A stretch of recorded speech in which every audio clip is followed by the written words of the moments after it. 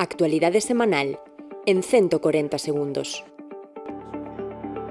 Sanidade. O presidente Feijóo visitou as novas instalacións do Hospital Público da Mariña situado en Burela, 6.000 novos metros cadrados que amplían un 33% a superficie total. Con esta primeira obra, amplíase a zona de hospitalización das áreas cirúrxicas e mellora o espazo do hospital de día oncohematolóxico.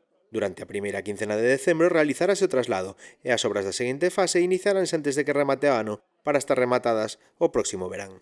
Actualidade. Segundo anunciou Feijóo tras a reunión do Consello da Xunta, Galicia conta xa coa primeira circular de boas prácticas para axilizar a apertura de estacións de servizo e incrementar a competencia no sector, de xeito que se reduza o prezo dos carburantes. Política social. Galicia segue afrontando o reto demográfico. Feijóo tendeu a man ás asociacións empresariais e aos concellos para traballar xunto á Xunta para que conciliar a vida laboral e familiar sexa cada vez máis doado.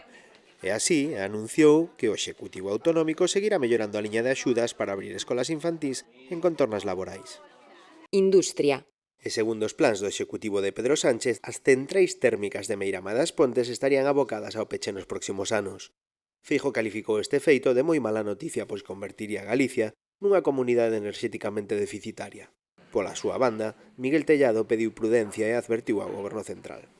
No conxunto de España suporía, sin lugar a dúbidas, inevitablemente, un aumento do precio da electricidade para todos, para a industria, pero tamén para todos os fogares do noso país. Facenda. Fronte á parálise dos presupostos xerais do Estado, Galicia está lista un ano máis para aprobar o orzamento de 2019, unhas contas expansivas que prevén a creación de 15.000 empregos, máis investimento, máis servicios públicos, máis crecemento e importantes baixadas de impostos. A oposición quere que os galegos paguen 462 millóns de euros máis en conceptos de impostos o próximo ano. Esa é a proposta da oposición. Un auténtico sablazo aos petos de todos os galegos e de todas as galegas.